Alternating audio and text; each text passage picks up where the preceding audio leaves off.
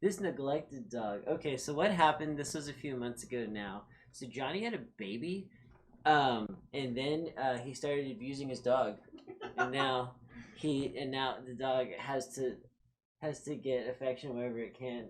Oh, oh Yeah, no! it's a sad state. Look at this baby. This is the face of depression. Oh no!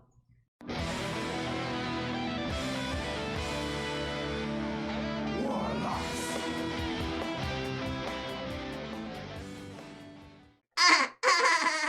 America! I'm Zach Nanimus. Johnny Dim. And you have just tuned into the WarPod, the official podcast of the Warlocks Entertainment System, your one-stop shop for nerd news around the Houston area and the world. Johnny Dim. That's me.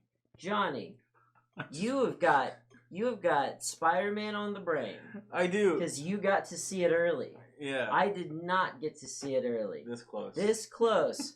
I thought showing up for a movie 2 hours early was enough. It's not. I was informed once I got there, once Johnny tried to sneak me in. I did not try to sneak you in. They changed the rules. They used to be different.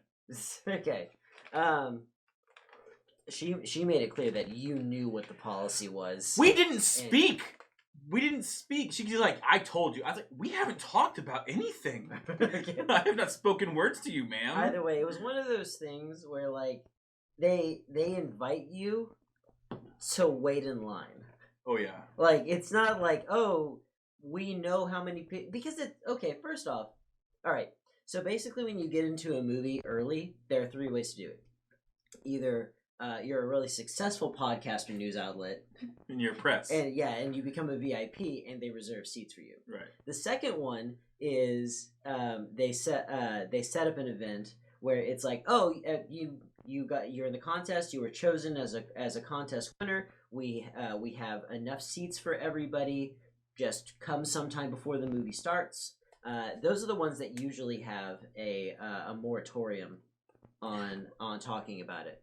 Right, but those also, like this one, you can also win tickets to go see that. Like the one I went to, they reserve rows. Right. Yeah, for the VIPs who win tickets. Right. And then the third way is we're going to say you won a contest. It's not a contest. Or we're going to say you won a sweepstakes or something. They don't say you win anything. There's different outlets online of these different organizations. They all have basically Sony Pictures or whoever the outlet is designates a certain chunk of these free passes for an early screening, and they give a certain number designated to these different outlets, and then those outlets say, all right, I got free passes, who wants them? And then they go to the Sony website through their code or whatever, and then there's a certain number from that outlet that are allowed to grab the passes, but they plainly state on the tickets that they overbook. Right. And there's nothing stopping you from taking that pass you got and copying it and giving it to your friends. Right. So and here's the thing, for something like Spider-Man Far From Home, there's in the summer too, because a lot of people didn't have jobs or whatever, they were on vacation or whatever. There's no reason to overbook. Right. There's absolutely no reason. They have no incentive. They will show up. Right. And this was one of the longest lines I've ever seen, because after you left, we still had to wait outside. They brought in the first, 30, 40 and put them inside to wait in line. And then, so they're waiting in line where we're outside, and there's a certain number they're getting in. We already know that number. The thing is, why are we frozen? It's frozen on here, but it's still streaming. Okay. So anyway, so we're still waiting in line. We know how many people are going to get in, except we don't know how many VIPs are going to show up. So what they do is they wait, they let everybody else in, and then there's like another maybe 6 people that'll get in. They're still in line. Right. That part of the line, the people that weren't guaranteed to get in, it got just as long as it was when you were there. Like it doubled in size. It doubled in size. Okay. And I was like, all these people are going to be very disappointed. That was like if that doubled in size, it was like 40 people tops. Yeah. Yeah. I mean, that's not. It still was a lot, and that was after a bunch of people had already gone inside. So. I mean, it's to the point where like the only reason I wanted to watch Spider-Man Far From Home was to talk about it today. It's the only reason. Yeah, it's the only reason. Really? That's too bad because it's a very good movie. Man, I can feel it in my bones how bad that movie is. I can feel it. Yep. I have no faith in the studio getting Mysterio even remotely correct. All right. And the Tom Holland Iron Spider-Man man. It's like a joke. How is that a joke? Well, first off, they only produce action comedies. That's true. You know, that's one thing. And also Nick Fury's in this movie, and if there's one thing I hate, it's Spider-Man Agent of S.H.I.E.L.D. I hate Spider-Man Agent of S.H.I.E.L.D. Now, if anybody's clicking off because you don't want spoilers, we're going to do that way later. It's going to be our final segment. What I suggest we do is we go through the rest of our topics right now, and we'll save all the Spider-Man talk toward the end, and we'll do the non-spoiler stuff first. Right. And then do the spoiler stuff after. So we can talk about other stuff. All right, so let's switch gears for us, John B. Dim. Alrighty then. We're going to talk about something that only I care about. All right. You ready? The Office is leaving Netflix. I mean, don't they say this like every so often, and then there's a huge surge? No, this is like Disney creating their own streaming service. We're taking Marvel's shows off of Netflix and Star Wars. This is that. So NBC, I think, is NBC does The Office. They own the rights to The Office. They're creating their own streaming service. So they're taking The Office back.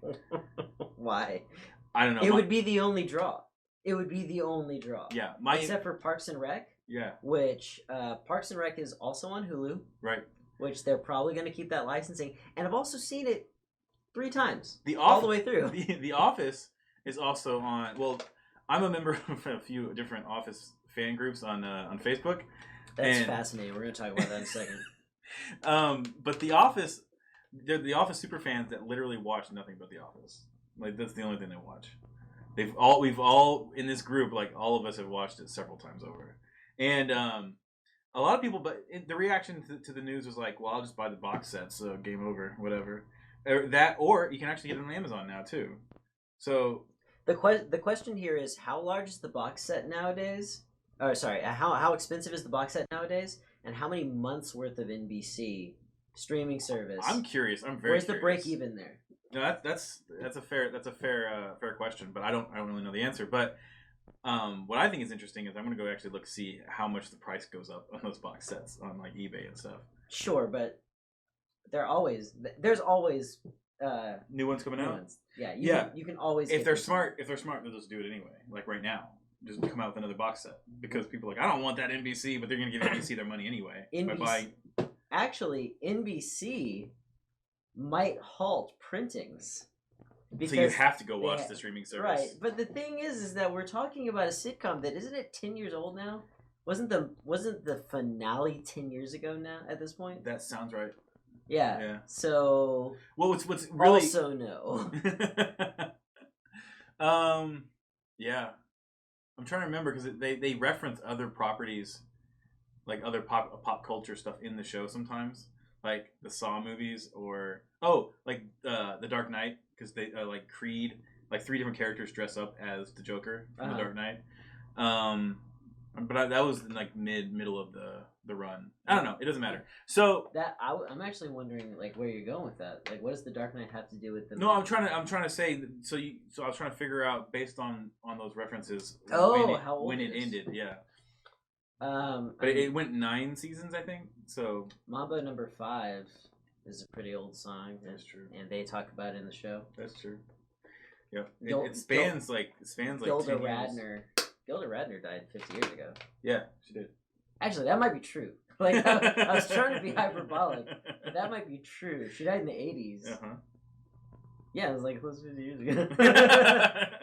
But anyway, so The Office is leaving Netflix. A lot of people are bummed about it, but a lot of people are realizing that for my first option is just to pirate it, so whatever. And then the box sets and then Amazon. What I was trying to say was my first reaction to this news was anger because I was so pissed off that You're one of those Sekiro people. No, listen. Gets angry at the TV. I'm not hungry. I'm not angry. I'm not hungry. I'm not hungry. I'm not hungry about this. I'm angry about it. Let's not mince words here. Very clear about this. No, but I wasn't mad necessarily because The Office was leaving Netflix. I was mad because the reason it was leaving is because there's another goddamn streaming service, and there's too many. There's too many goddamn streaming services, and they're not going to stop. You know you're part of the problem, right? Because I buy them. Yeah. I subscribe to a few. Yeah, you've got. But I have a hard limit. DC's cheap. And what else? And that's going to turn into Warner Brothers. Warner Brothers. Yeah, Warner Brothers. Yeah, they're going to have their own streaming service. So that I'd rather pay for that than just the DC one. I do pay for Netflix. I do not have a Hulu subscription anymore. Okay. So I dropped that one. Because I mean, that's when you live on your secondary disposable income is limited, then you have to make these decisions. Like you have to make sure, and that's how that's the only way they're gonna weed off. Like they're only gonna fall off. The number of streaming services if people stop buying them. People just have like the 2 or 3 favorites, and those are the 2 or 3 favorites that stay. See, and we've talked about this several times. That I think that each one needs to have a niche. Sure. I agree with that. Because Netflix is weirdo long tail stuff, and sometimes it has the latest stuff. It has some good original content. Yeah, or really old sitcoms. And Hulu updates more often. You're more likely to see the most recent episode of your favorite show on Hulu, unless you have stuff like the HBO app through Amazon. Because you can get the HBO app through Hulu as well. Yeah, so Amazon has a lot of plugins. Yeah. And it also has pretty good original content. And most people have Amazon anyway because of Amazon Prime. Exactly. And then Disney, and this is something I came around on this we have a little bit of contention about this because I don't... I came around. You agreed that it's important. Because it has children's programming. And I'm saying that you're underestimating the rest of their programming. Because I think they have a lot more than just children's stuff. But that's the why... That is the reason... I don't want to get into it because I'm going to say Star Wars and you say that's a children's property. The one with the laser sword and the Muppet? Yeah. Yeah. And then I'm going to say all the Marvel stuff and you're going to say yeah. The one with the spider guy? Yeah. Yeah. Okay. Yeah. I feel like what we're getting into, if we argued about this further, like my conclusion would be that you just think adult stuff is porn. No. That's like the only thing that's adult. If it's rated R, it's porn, or it's adult, and that's the only that defines it as an adult property. No, I mean, if it's literally not for children, like children wouldn't understand it or appreciate it because it's But just because children sensitive. Can watch something doesn't mean that they're the target audience. It means they're a very important one. It means that it was made with that in mind. Look at The Lord of the Rings. The Lord of the Rings is a series of children's novels. Is not. It definitely is. The Hobbit was a children's novel. Lord of the Rings is not. The one, yeah, it is. The one with the songs where they're sleeping in trees and they're drinking milk and honey from Beorn, and Tom Bombadil is dancing around. The one about the wars of man and the cutting off fingers and combat and Who? Wait, are you talking about Smeagol biting Frodo's finger off? Actually, my first reference, I figured there was more dismemberments, but that was the only one I could come up with. No, it's when Sauron's fingers were cut off. He's a demon. And there wasn't blood, I guess. Huh? There wasn't blood. I mean, there's not necessarily blood in Sauron. Yeah, he's a creature like Gandalf. He's not whether some world. Yeah, I gotcha. But whether something is a children's property or not is something we're going to be arguing through the end of time. So we just move on. Yeah. Not bore everybody with this. So The Office is leaving Netflix. There's too many streaming services, and I can't wait for the day when some of them start going out of business. Stop buying them. I will you stop. I would stop buying the bad ones. Yeah. Okay. I'm not gonna buy. I'm not gonna buy into the Disney one, because if there's something that I'm watching from Disney, it means it got through my soft ban. Your soft ban on Disney? Yeah, I have a real soft ban on Disney. It's the most useless ban ever. The thing is, they own everything. Right, and that's not why I hate them. They're actually eroding our copyright laws. No, I hate them for that too. Yeah. Well, it's just a futile fight at this point. because they just own everything, and there's nothing that's going to stop children and parents from letting their children watch Disney stuff.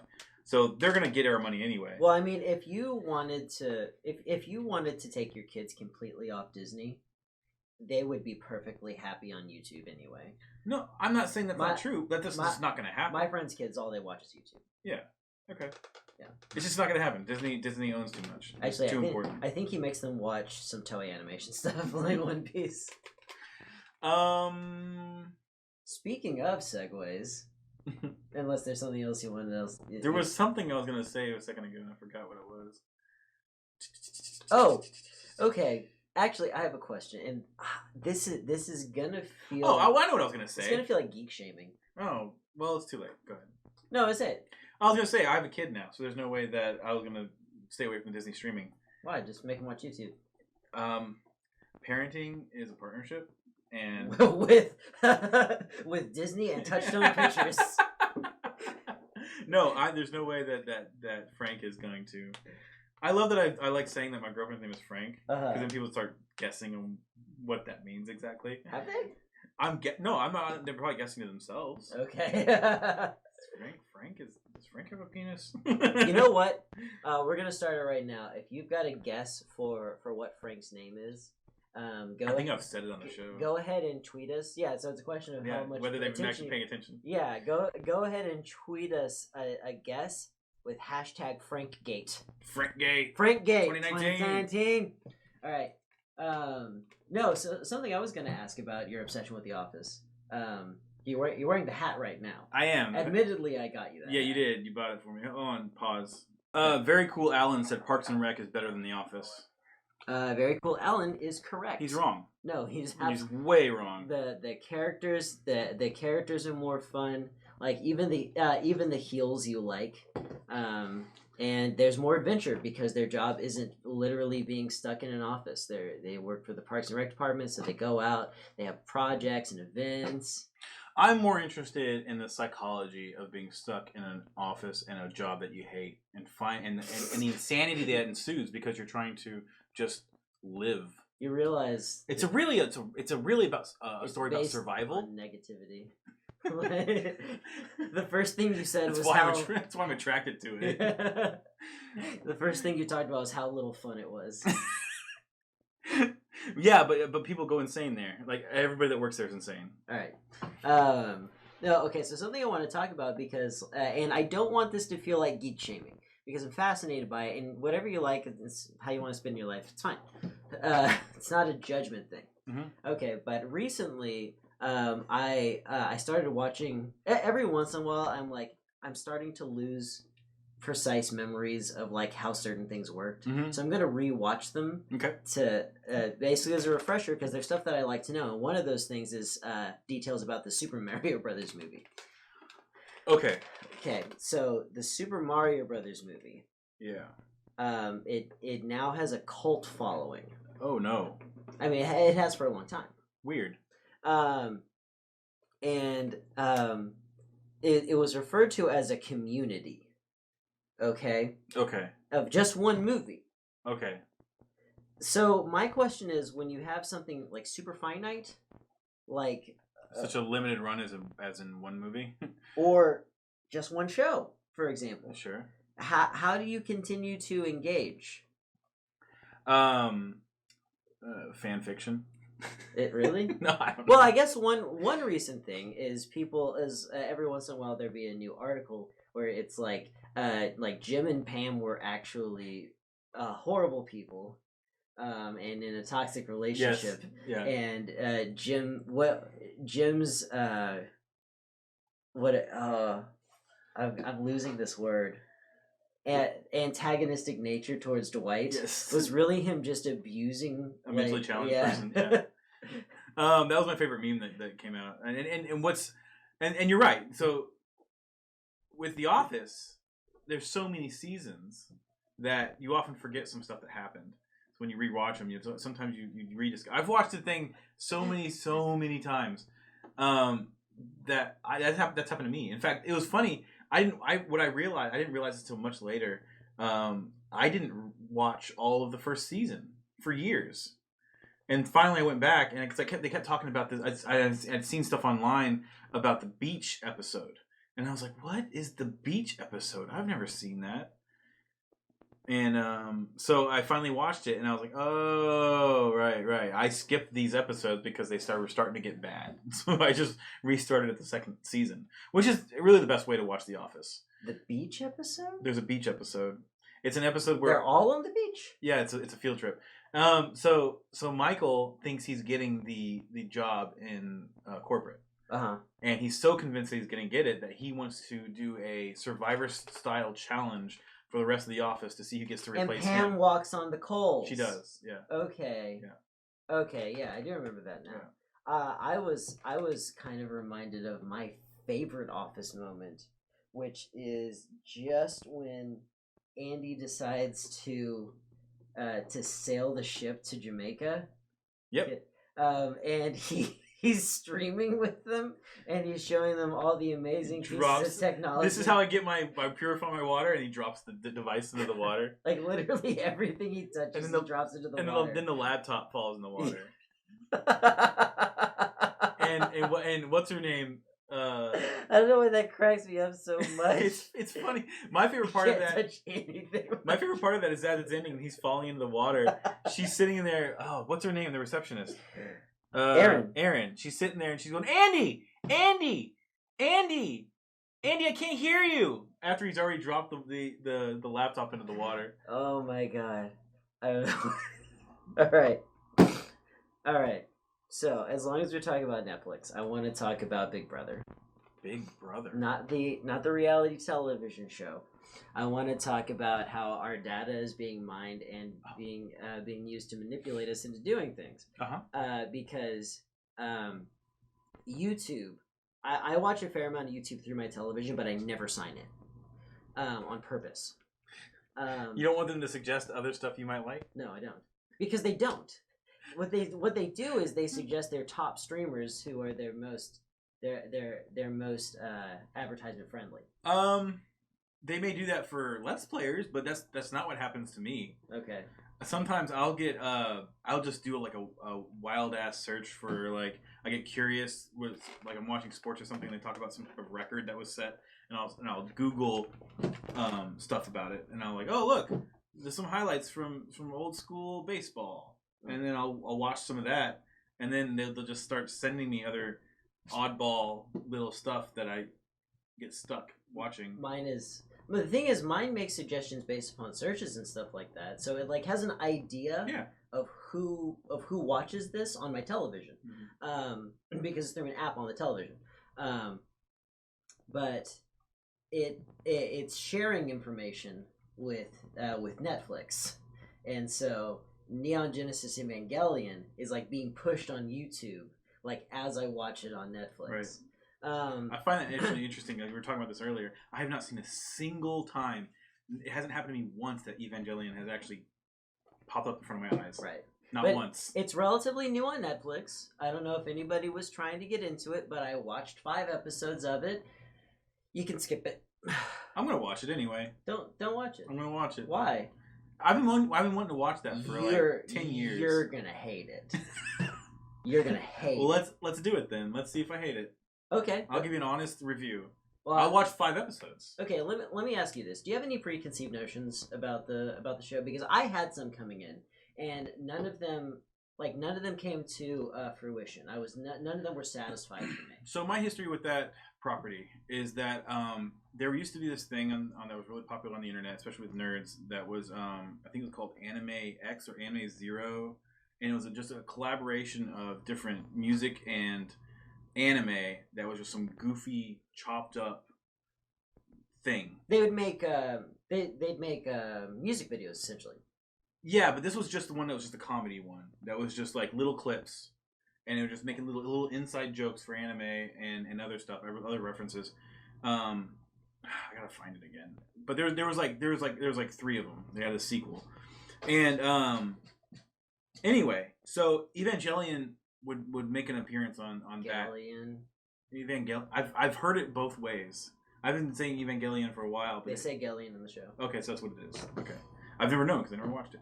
So anyway, my point is that through that little clip show or whatever, and then some other references online, my understanding of it was that the ending was a mind fuck.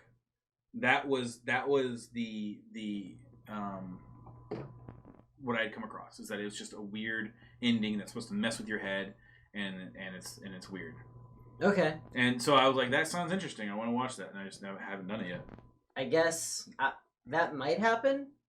All I know is that the show that leads up to a like a big existential, meaningful ending of any kind. You can see through me. Huh? You can see through me. Oh, that's green enough? That's like just straight up yellow. Mm-hmm. So what precedes all of that really interesting sounding content is a pretty by the numbers mecha anime.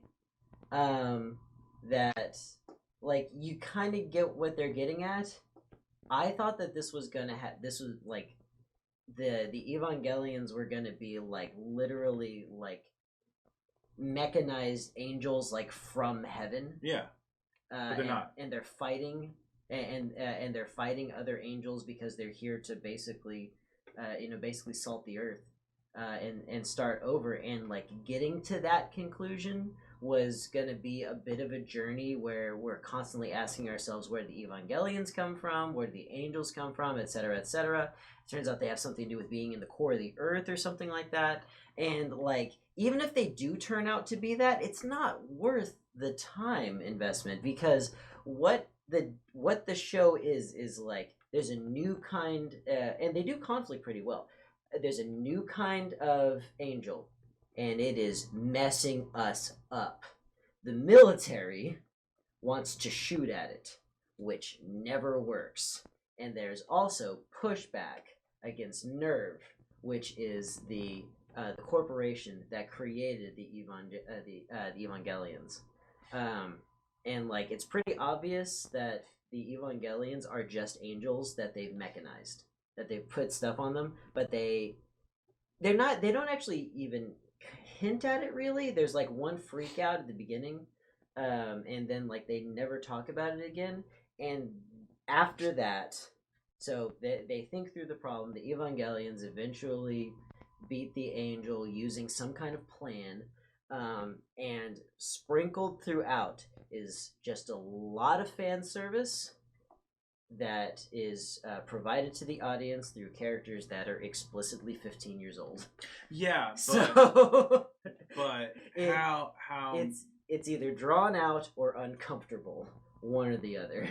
Yeah, what's the PSP? The panty shots per minute? It's low. Okay. But they're still 15.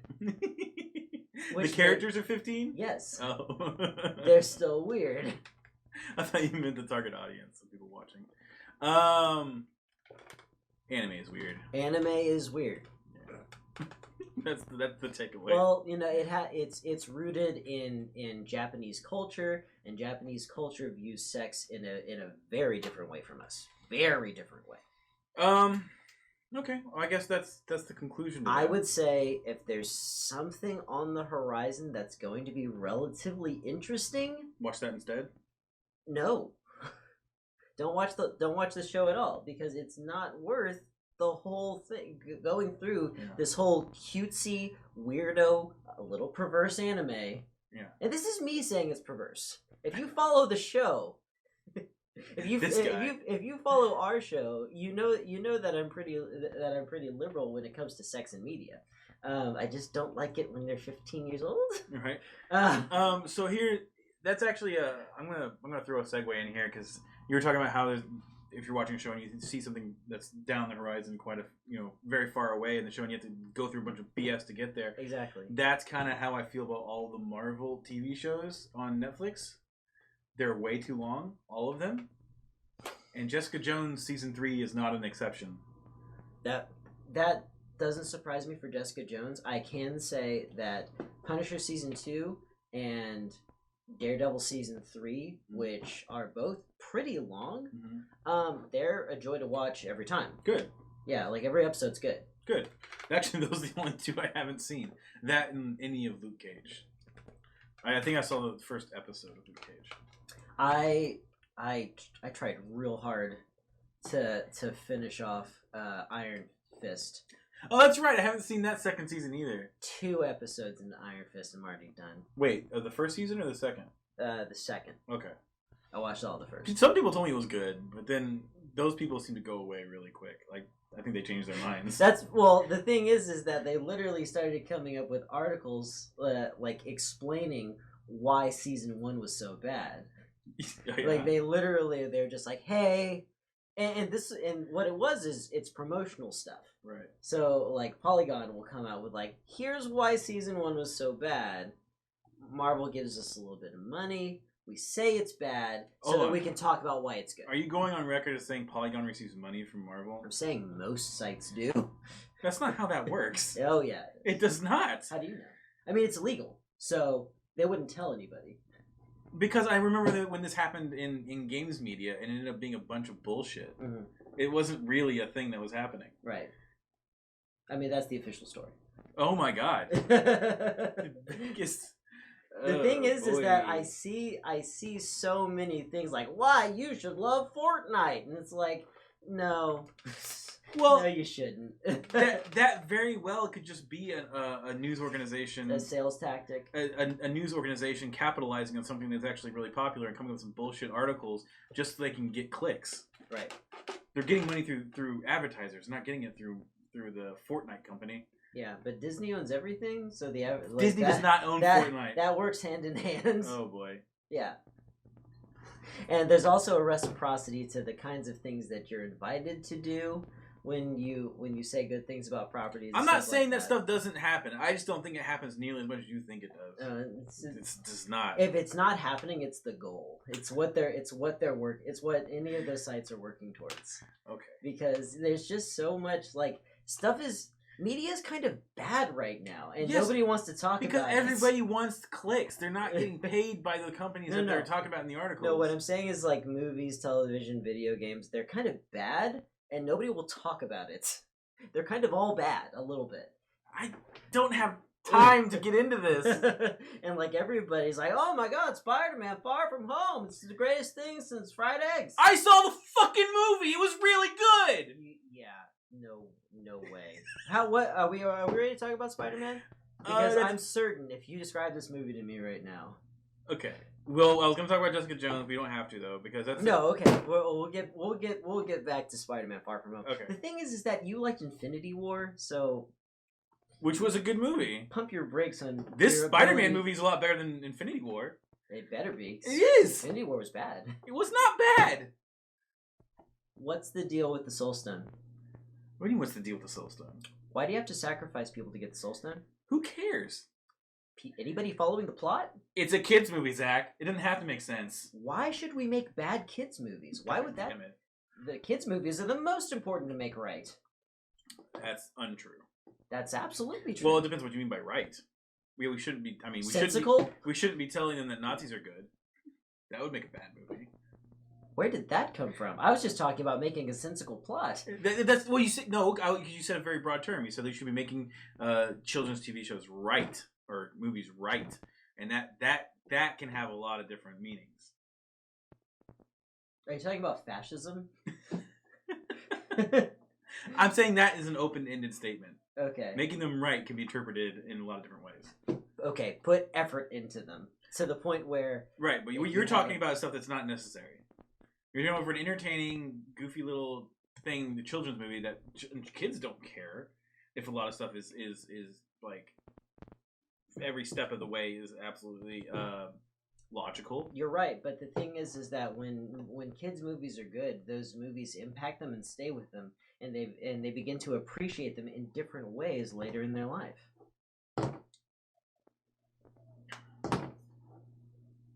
Okay. That's why it's important to make them right. That's why it's important to make them with quality. It's why it's important. Quit saying they would make them right. You gotta be more specific than that. Make them with quality. Make them sensical, and don't half-ass it just because it's a kids movie. I never said kids movies were bad. That statement you just said, all that stuff you just said, can be interpreted in such a way that we should not have magic in anything. No, because magic is just a way to explain stuff that don't make sense. The thing is that you can use magic to represent. As long as that magic has a hard and fast rule set that we have to know and explain to everybody. No, what you have to do is what else would it be? You have to you can use it to represent the unknown, or to represent power within yourself. Yeah, but it can also be used as a tool, a plot device, just to make things move along in a story. It doesn't have to be used that way. That sounds lazy. It is lazy. What I'm saying is that shouldn't be banished from kids' movies.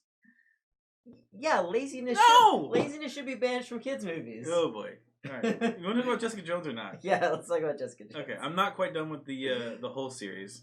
I think I'm on episode 6 or 7. I'm actually liking Jessica Jones has been one of my favorites of the Defenders. I think that especially her first season, of course, it was very good. Yeah. The second season I heard nothing but bad after that, and so I just didn't even try. The second season isn't as bad. It's just that we don't have David Tennant playing the villain, so it's not as engaging. It's not as there's not as good a second plot. Yeah. Their relationship was very important. And they were basically co-stars in the show. Yeah.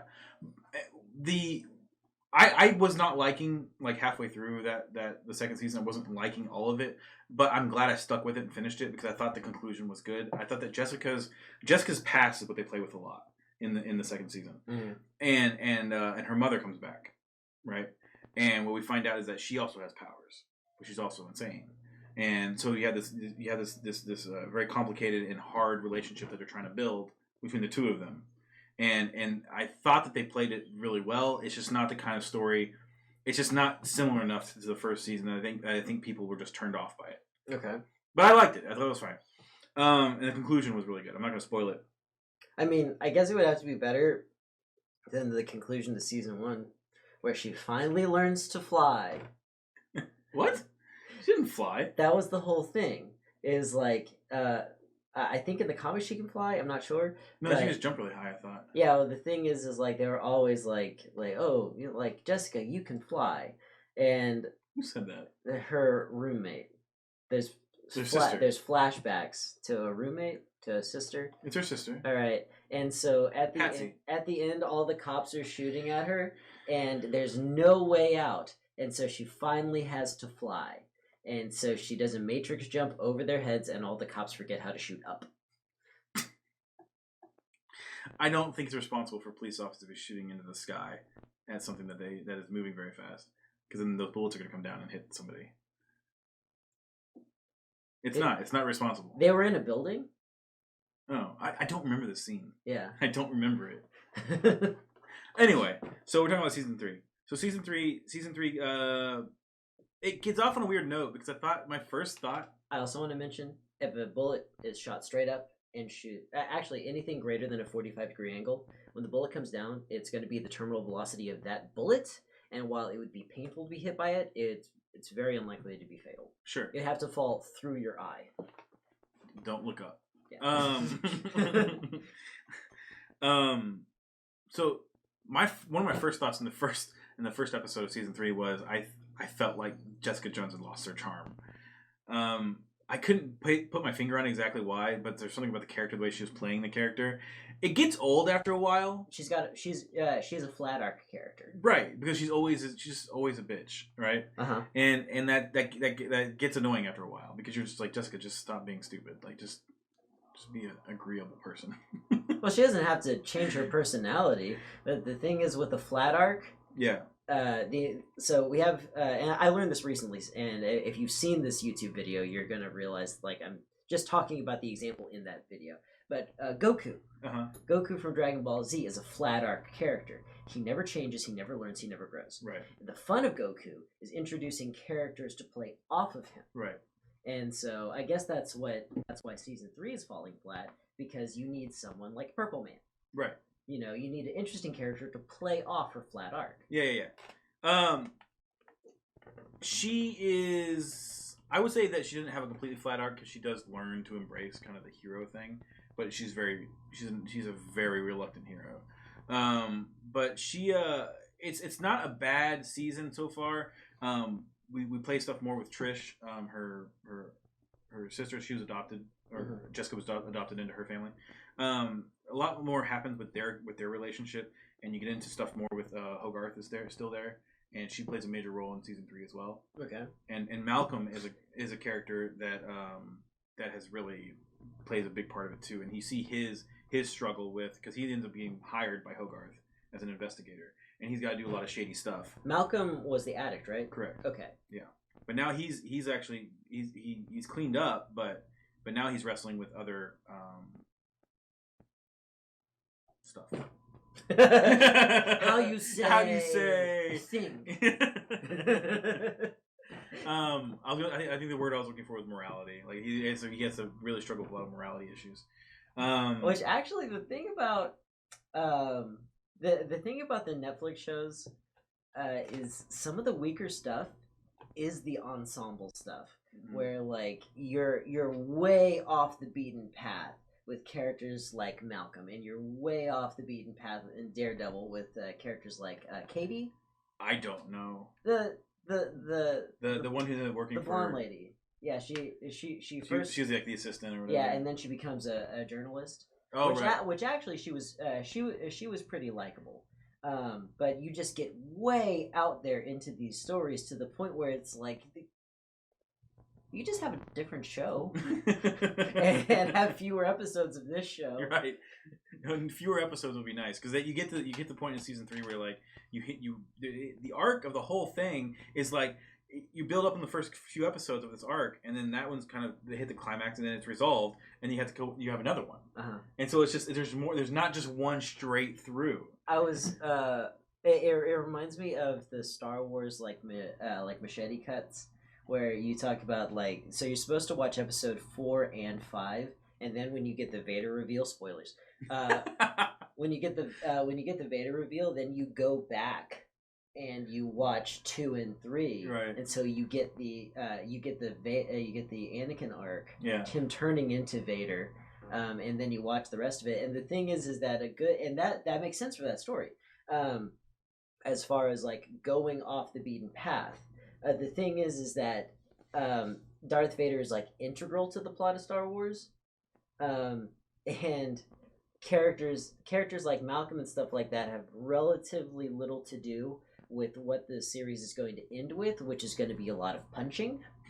They're not going to punch anybody.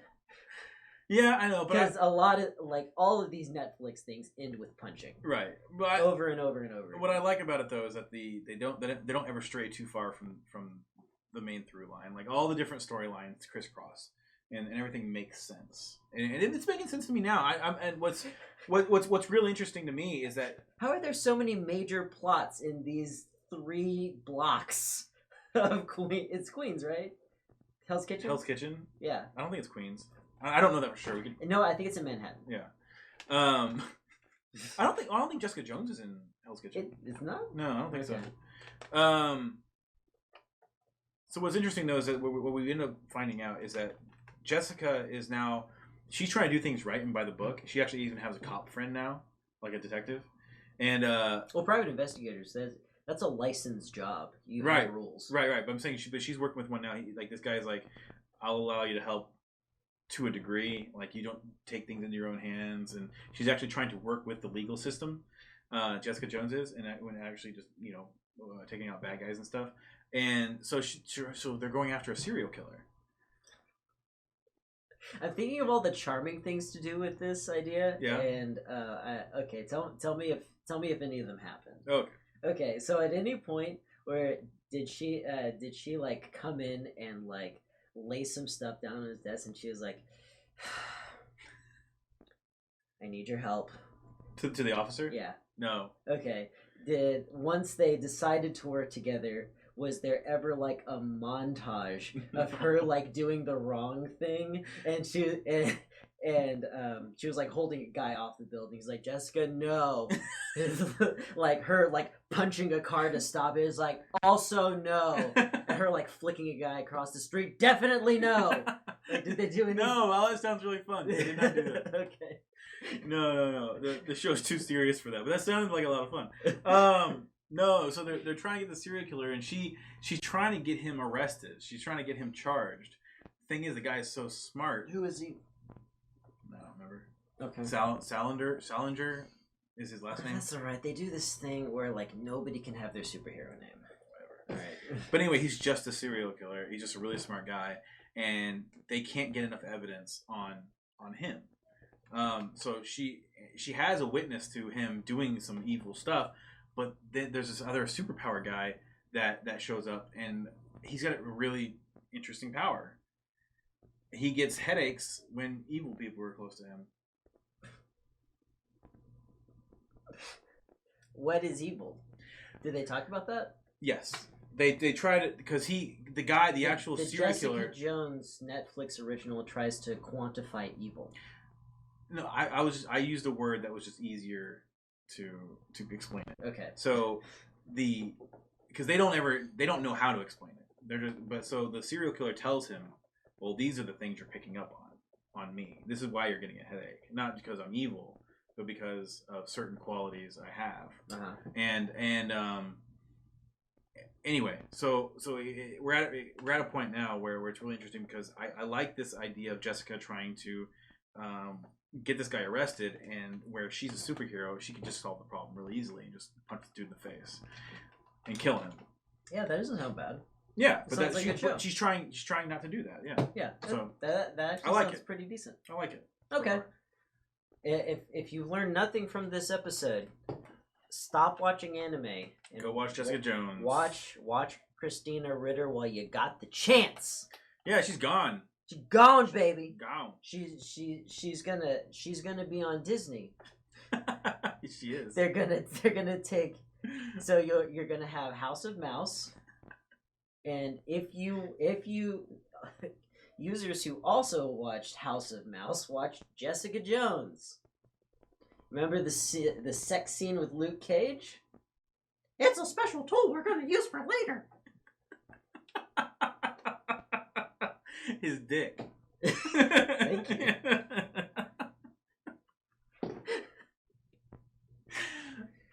All right. Is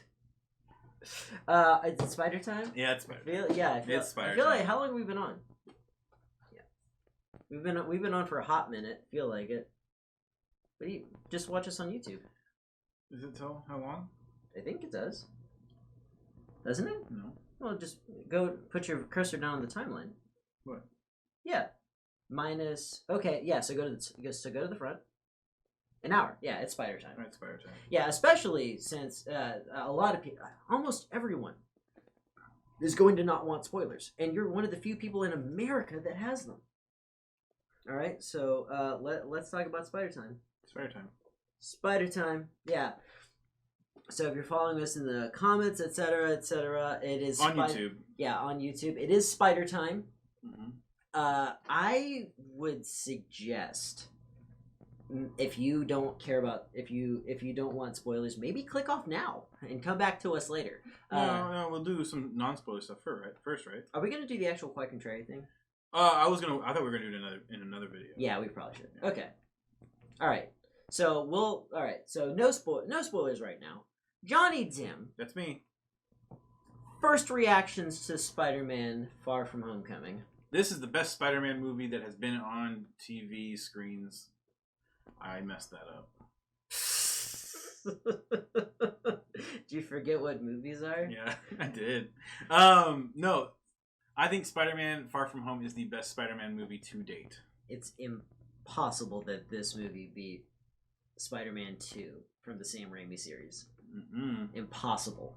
Mm-mm. Actually, I just saw Spider-Verse last night, and that was actually pretty good. I watched Spider-Verse 2 days ago. That movie, it gave me faith in 3D animation again. It's amazing, and that movie is very good. Like, it has style where so many 3D movies just don't have style. Style is the word to describe that movie. Yeah. It is very good. And it's just good enough to be the second best Spider-Man movie to date. That's my assumption. That's my assessment. At this moment, I'd have to go back and rewatch Spider-Man 2 because I know that Spider-Man 1 and Spider-Man 3 are awful. I know that. You think the first one's bad? Yeah, I do. Oh, okay. They go into these CG moments that they just weren't. Cinema was not ready for at the time. They just didn't have the technology. He looks bad. Really? It's distractingly. They may as well have done a Who Framed Roger Rabbit thing. Who looks bad? Spider-Man. Spider-Man himself? Okay. Yeah. So what did you think about Green Goblin? The way he looked on screen. They actually have very few CG scenes with him. As a result, he looks fine. He looks very shiny to me. Oh, just the costume in general. Yeah. Yeah, it was a little odd. But I think it worked for the movie. A lot of things about that movie landed. A lot didn't. Sure. Spider Kiss was pretty hot. But sorry, guys. All right. So Spider-Man: Far From Homecoming, your favorite Spider-Man movie of all time. Yes, Far From Home is amazing. Can you tell me both how and why? For me, that really got me was the visuals. I thought the fight scenes were absolutely amazing. I think that also the Peter Parker's arc through this particular movie is really good. They play with his uncertainty and fear of kind of filling the shoes of Iron Man. Can I just say, he looks like he's got a mouth just full of big league chew right there. He does. But that's him just doing his American face. Okay. I forget he's British.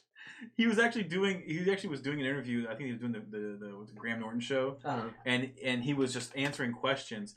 No, I'm sorry, I can't remember who it was. Who was opposite of him, but he was trying to have him. He said, "All right, I want you to act this way. I want you," and he was directing him. He was do this line. I'm going to tell you how to change it each time. Mm-hmm. As he was doing it, he automatically switched to American voice, and he didn't realize till afterwards that he was doing it. That's what acting is to him now. Yeah, he's just Peter Parker. Okay.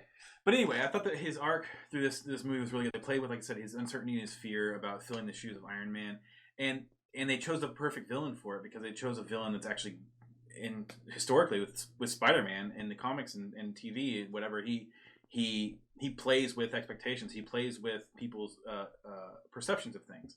And he toys with Spider-Man. He convinces him to hand over something to basically take responsibility that Tony specifically gave Peter when he passed. Mysterio convinced him to then pass it to him because he's an experienced hero. At least he had that perception of being one. And it's a really good story. And the second, or I should say the third act is I thought where the drama started coming in and Tom Holland really had to deliver a dramatic performance. It was powerful, and the ensuing action sequences that follow, I think that you can see the emotion in the character, and it was really good. I was really impressed.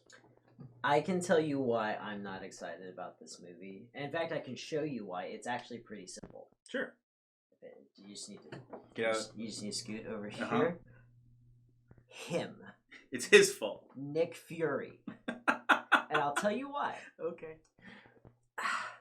Basically, everything that they've done with the Marvel movies right now has made Spider-Man a very unimportant character. Very in the MCU. Yes, very unimportant.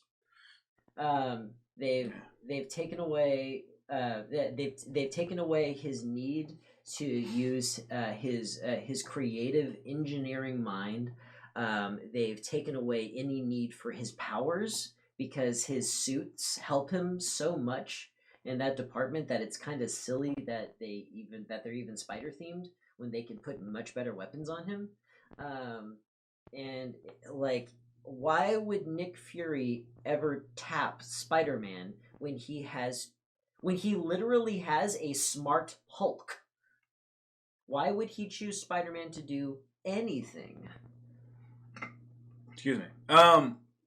Well, they explore that a little bit, where they start going through the list of Avengers because Peter Parker is basically saying, "Yeah, it's in the trailer. Don't bother me. I'm on vacation, and he's like, why don't you get Thor or these other guys? And he's like, oh, he's off world, he's not around, he's not here, she's in space.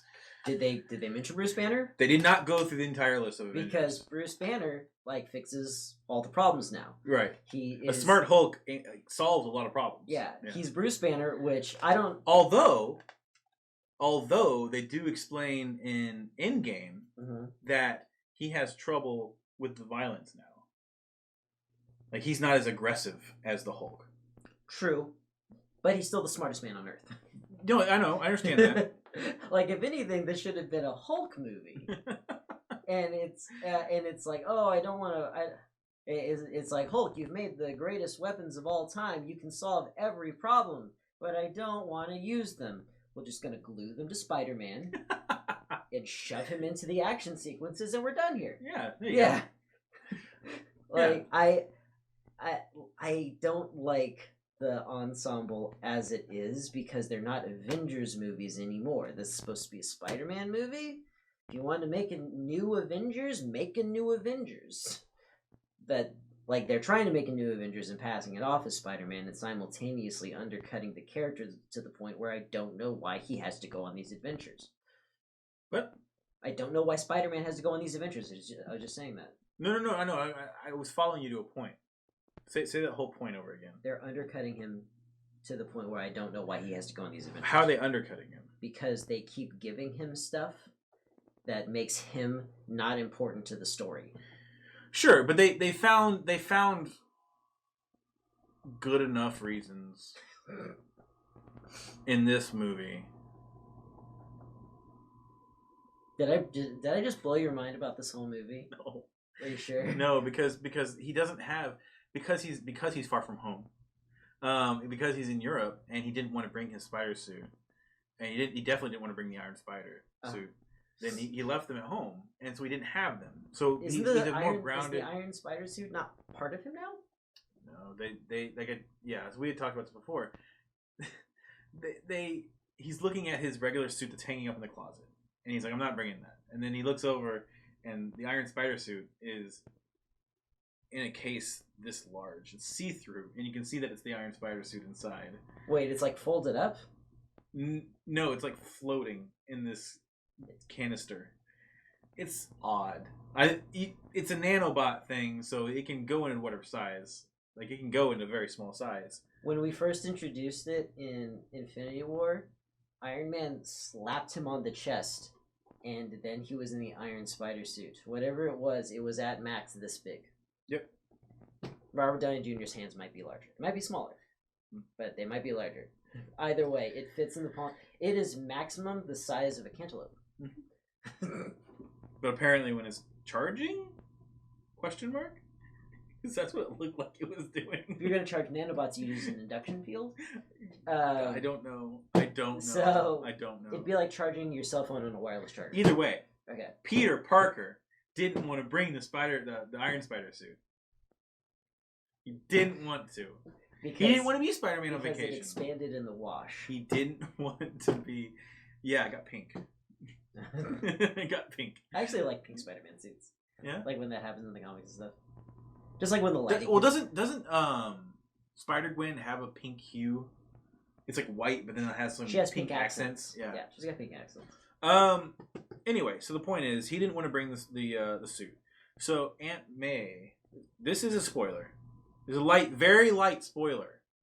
Trust me, it's not a big deal. Aunt May throws his spider suit in a suitcase with a note that says, "You forgot this."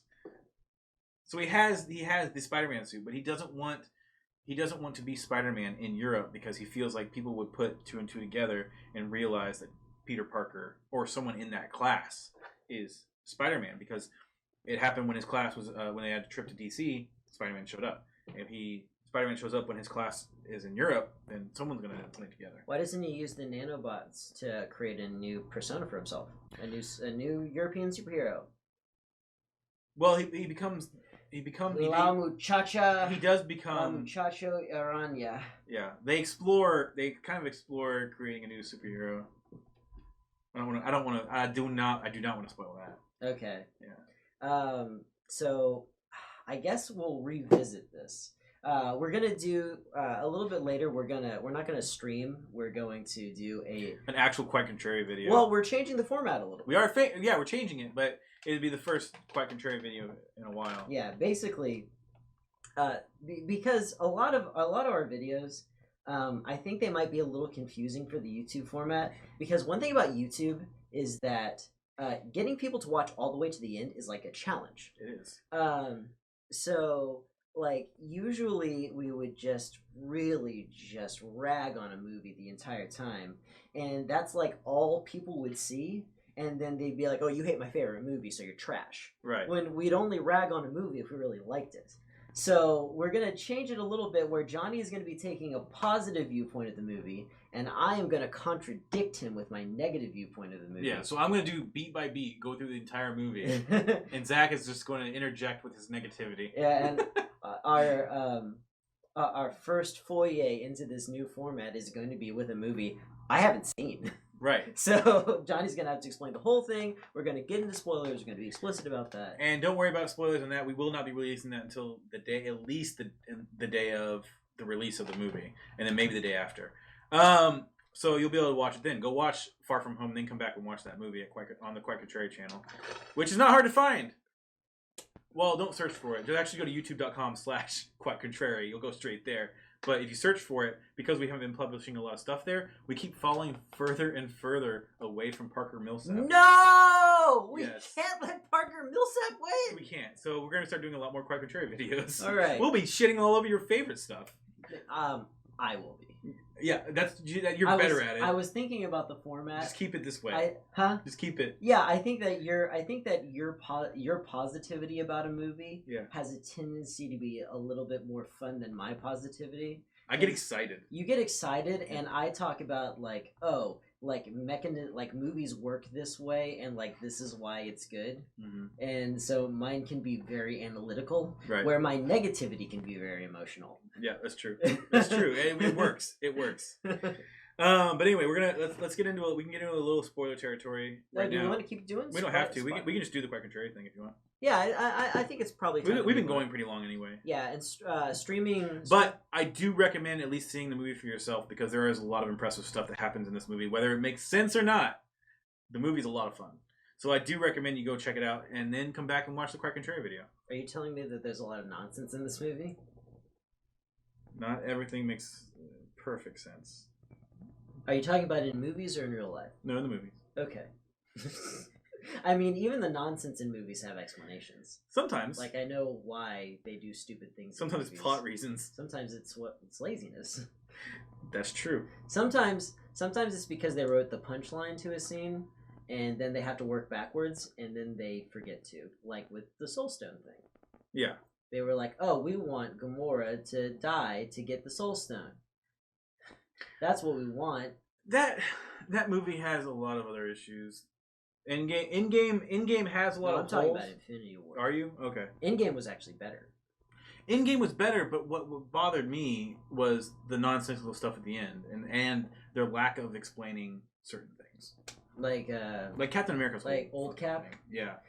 Old Cap was one of those things that was so satisfying to me that I didn't care. And so as long as it delivers, then you're like, it doesn't have to make sense. Yeah, because I think Far From Home is going to be that for you. But I could be very wrong. Impossible.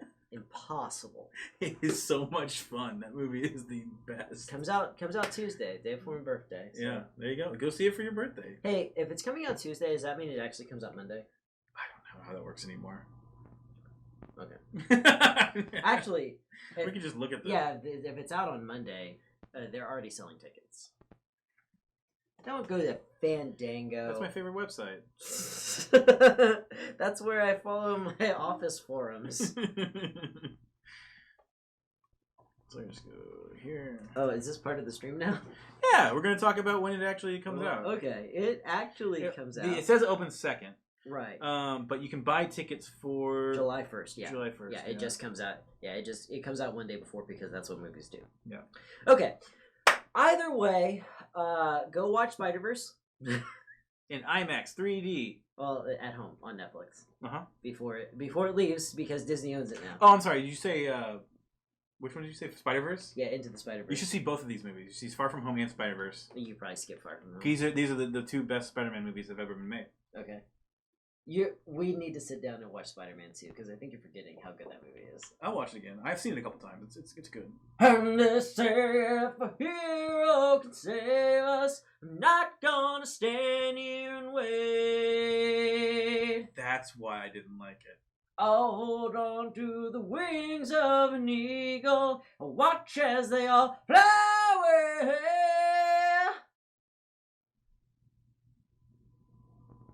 No. And they're watching us. I'm stopping the stream. And they're watching us. Oh God, I have to go over there. Shut up, da da da da da da da da da da da da da da da da da.